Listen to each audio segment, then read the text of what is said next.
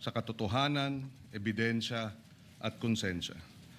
Panginoong Diyos na ng katarungan, gabayan niyo kami sa paglilitis na haharapin upang masagot ng tama ang mga tanong na sino ba kami bilang mga Pilipino, bilang isang bayan? Patas ba ang batas dito sa lupang hinirang o kalasag lamang ng makapangyarihan? Tulungan niyo po kaming gawing daan din ito tungo sa katarungan at katotohanan para sa bawat Pilipino, lalo na sa madaling apihin at abusuhin. Panginoong Diyos ng kasaysayan, tulungan niyo po kaming sagutin ang hamon ng panahon at unahin ang interes ng bayan at hindi ng sarili. Tulungan niyo po kaming bigyang bigat ang hatol ng kasaysayan at hindi ng politika. Salamat sa maraming pagkakataon niyo ng pagsagip sa amin sa tila tiyak na kaguluhan at sakuna. Panginoong Diyos na habag, katarungan at kasaysayan, habang nagaganap ang paglilitis, ingatan niyo ang aming bansa laban sa puot, karahasan at kaguluhan, ang galit po ng taong bayan. Gawin po ninyong matinding paghahangad sa katotohanan, sa katarungan, hindi sa paghihiganti. Magtaas po kayo ng mga pinunong naunawaan na ang tungkulin sa bayan ay sagrado, ng mga pinunong tunay na pastol, naglilingkod, hindi inaabuso ang kapangyarihan. Padaluyin ninyo ang katarungan sa Pilipinas na parang ilog at ang katwiran na parang batis na hindi natutuyo. Sa inyong habag ang paglilitis na ito, gawin niyo pong simula ng pagbabago tungo sa katapatan, pananagutan, paghilom ng aming bayan. Sa inyong banal na pangalan, kami ay nananalangin. Amen. Thank you, Senator Pangilinan. The Servus Dei Vocal Ensemble will lead us in the singing of the Philippine National Anthem. The group will also render a song entitled Bagani after singing the National Anthem.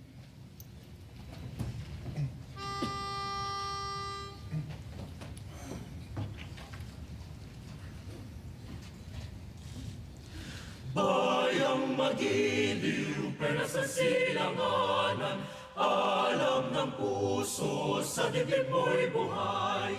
Lupang hinirang, duyan ka ng magiting, sa manlulupig, di ka pasisigin. Sa dagat at bundok, sa simoy at sa langit mong bagaw, may dilagang tula at awit sa paglayang minamahal. Ang kislap ng watawat mo'y tagumpay na nagdilingning, ang bituin at araw niyang kailan pa may di magdidilim. Lupa ng araw na luwan, hanip pagsinta, buhay langit sa piling mo. Aming ligaya na pa may mga api, ang mamatay nang dahil sa'yo.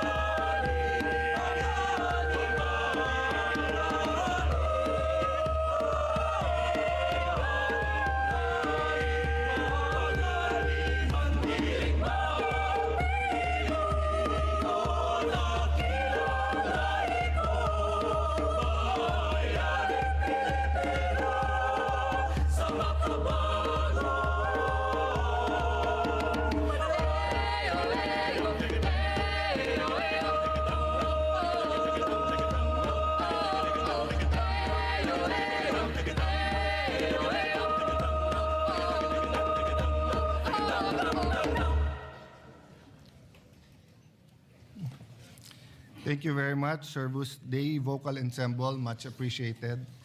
Good afternoon, dear colleagues. Acting Majority Leader. Yes, Mr. President, thank you.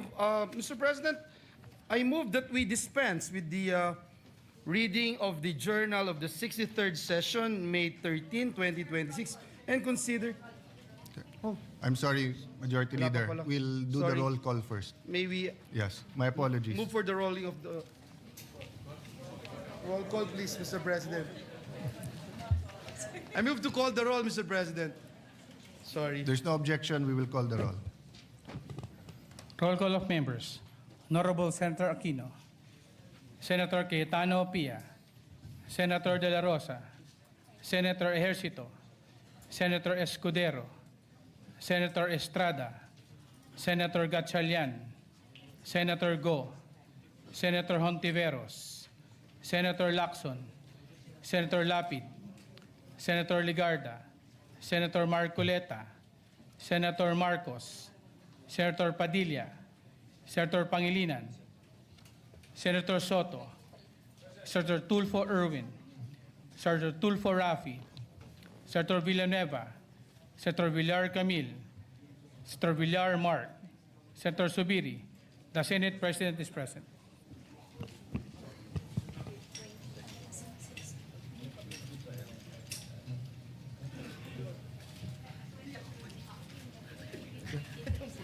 With 23 senators, Senator Bato is absent? Okay, with 23 senators present, the chair declares presence of a quorum. Thank you, Mr. President. Before we proceed, may I just be allowed to recognize guests from the gallery, guests of Senator Ligarda, Mayor Mar Mission of San Remigio Antique. Mr. President. Mr. President, at this juncture, we would like to, first of all, put on record our sincerest thanks and gratitude for the valuable contribution of our Secretary General of the Senate. And I've seen firsthand his sacrifices and willingness to walk the extra mile just to preserve the dignity of the institution. So we just want to put that on record. At the right time, I think we should honor him with a resolution. Yes. And is he also the first to be a SecGen of both the House and the Senate? And to be fair, he actually resigned right away. I asked him to continue. And actually, I'm asking him to continue in a different manner. But dear colleagues, the SecGen Mendoza did a great service to both houses. We and I'd wanted like to put on recognize. record, the name is Dong Mendoza, Yes. former congressman of the great province of Batangas. And with that, Mr. President, and following the relinquishment of the position by our former Secretary of the Senate, I move that we proceed to the election of a new Secretary of the Senate. So move, Mr. President. Yes. I consulted the minority leader, and because the SecGen will also be the clerk of court of the impeachment proceeding. So there are no objections. We will proceed. Thank you, Mr. President. Mr. President, in accordance to Rule 2, Section 2 of the Rules of the Senate, may I respectfully nominate Jose Luis Garcia Montales as the new Secretary of the Senate. So move, Mr. President. Is there any objection? Hearing none. Thank you, Mr. President. And there being no other nominations, may I respectfully move that the period of nominations be closed. So move, Mr. President. Is there any objection? Hearing none. The motion is approved. Pursuant to the rules of the Senate, there being no other candidate for the position of Senate Secretary, the voting will be viva voce. Those voting for Attorney Montales, please say aye. The ayes have it. Congratulations, Attorney Jose Luis Montales. Those who are against, say nay. Okay. Thank you very much for... The ayes have it.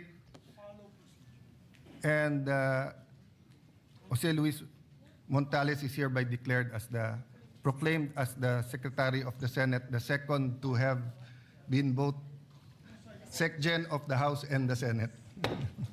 Thank you, Mr. President. May I move for a minute suspension to allow our new Senate Secretary to ascend the rostrum and take his oath. So move, Mr. President.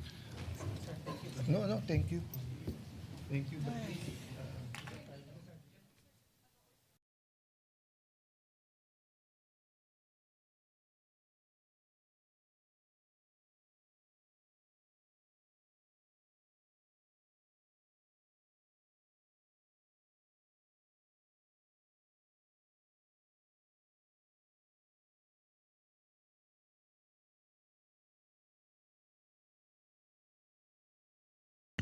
Wala si Ses.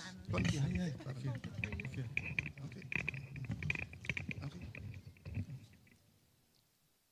I state your full name. I, Jose Luis Garcia Montales, Having been elected to the position of Secretary of the Senate, having been elected to the position of Secretary of the Senate, do hereby solemnly swear do hereby solemnly swear that I will well and faithfully discharge, that I will well and faithfully discharge, to the best of my ability, to the best of my ability, the duties of my present position, the duties of my present position, and of all others I may hereafter and of all others I may hereafter hold under the Republic of the Philippines, hold under the Republic of the Philippines, that I will support and defend the Constitution of the Philippines, that I will support and defend the Constitution of the Philippines, that I will obey the laws, that I will obey the laws, legal orders, and decrees legal orders, and decrees promulgated by the duly constituted authorities, promulgated by the duly constituted authorities, and maintain true faith and allegiance and maintain true faith and allegiance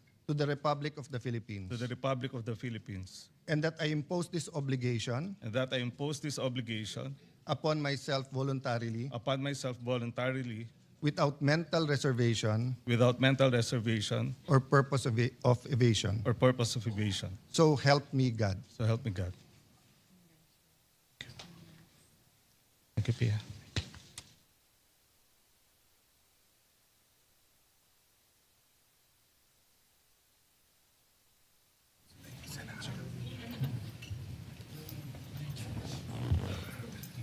Nandiyan na yung sana.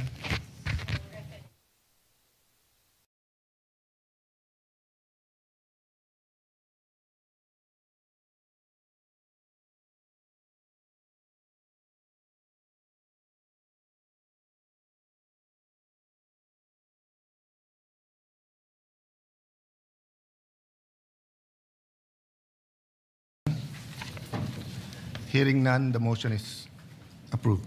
Mr. President, at this juncture, I move that we proceed with the reference of business. Is there any objection? If not, the motion is approved. Tapos yes. So messages from the House of Representatives. Messages from the House of Representatives.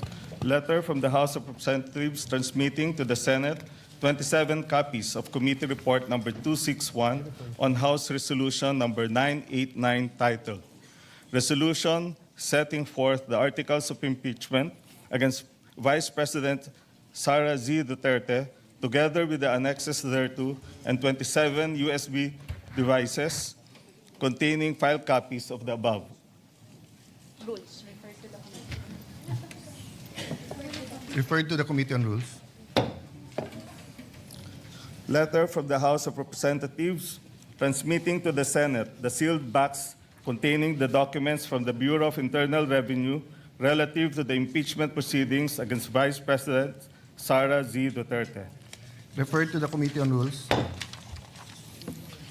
Letter from the House of Representatives informing the Senate that, in accordance with Section 16, Rule 6 of the Rules of Procedure in the impeachment proceedings of the House of Representatives, 20th Congress, Representatives Luisro, Ridon, Gutierrez, Zamora, Defensor, Diokno, De Lima, Bagao, Flores, Suwan, and Chua have been elected as prosecutors in the impeachment trial against Vice President Sara Z. Duterter. Referred to the Committee on Rules.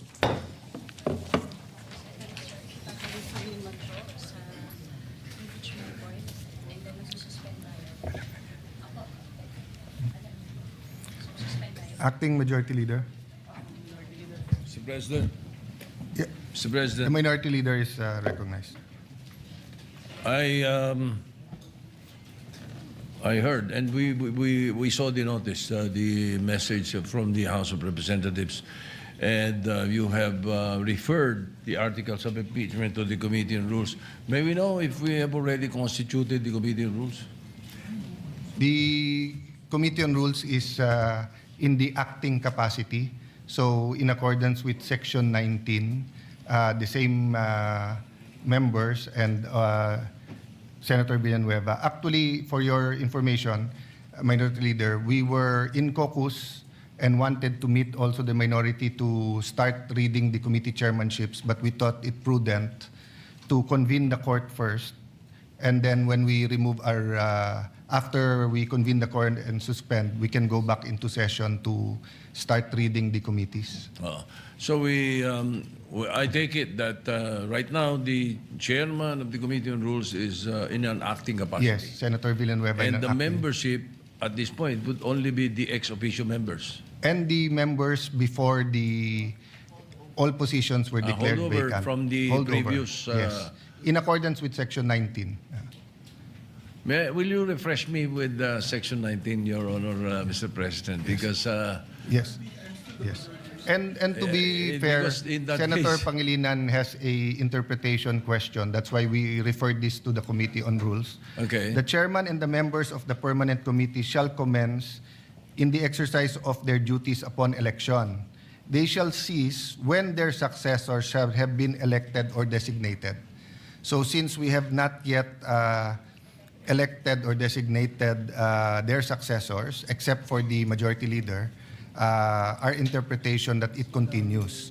But Senator Pangilinan did bring up the seeming conflict that if it's all seats vacant, then it's Yes, vacant. But precisely. then my initial statement was that you harmonize the rules, and if you harmonize it with pragmatically with what's happening, then we should never have a complete vacancy. Having said that, it is with the Committee on Rules, but I don't think Senator Villanueva scheduled it for hearing until we have the permanent members, just to be sure. And we hope to start doing that this afternoon. we will accept that for now, Mr. Yes. President. Thank you, Minority Leader. We make a note of the manifestation. Thank you. And I will note and recognize not only your observations today, but the observation of Senator Pangilinan. And if we need to clarify later on, it'll be a good opportunity for us to look at the rules, given the 1392 present setup, unless we are overtaken by events. Yes. Okay. Majority Leader?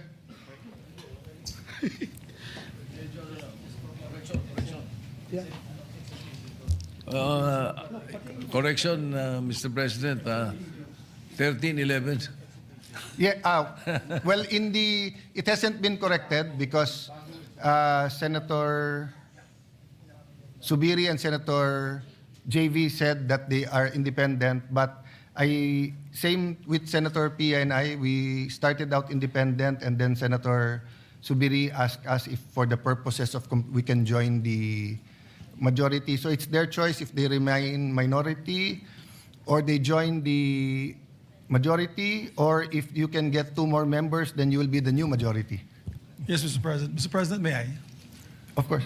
Former Senate President Dubiri. Thank you very much, Mr. President.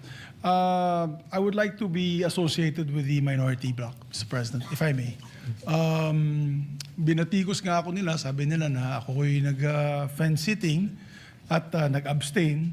Nag-abstain lang ako para have a free hand to vote on which issue that I think is important for the Filipino people. But when it comes to the organization, I would like to associate myself with the minority, Mr. President. Thank you. Thank you, Senator Subiri. Yes. So, Senator Ejercito would also like to manifest. Yes, first of all, Mr. President, I'd like to thank Mr. President for the trust and honor that I was offered to become the majority leader. But as I have mentioned to you personally, that as of this time, I would rather maintain my independence, and with what is happening all over, I think I will be able to perform my task very well and my pet programs very well as an independent. But again, nonetheless, Mr. President, I would like to thank you for the trust and confidence.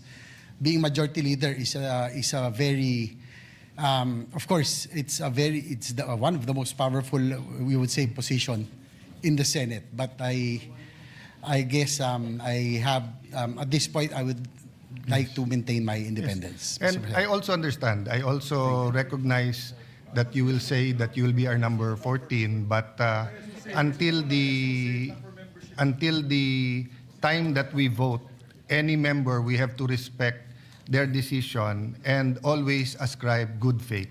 So we will continue to be good friends despite the political divisions or the nomenclature of who is in the majority or the minority. So for the purposes of today to the future, and unless a change is made, will you be an independent or will you be with the minority? Yes, for now, Mr. President, I'll be with the minority. Okay. But again, I would like to thank you for Yes. that and for the respect. And we will all still be friends no matter what. Thank you, Mr. Thank you, President. Senator Ejercito. So the Secretariat has that noted, and we can now compute the membership at a 13-11 proportion. So that we do not, we're not accused of any delay. Acting Majority Leader, what's your pleasure Yes, Mr. about the President. articles of Yes, impeachment? yes, Mr. President. Just to put on record, as Senator JV made mention, this his statement is for the purposes of proportional representation in the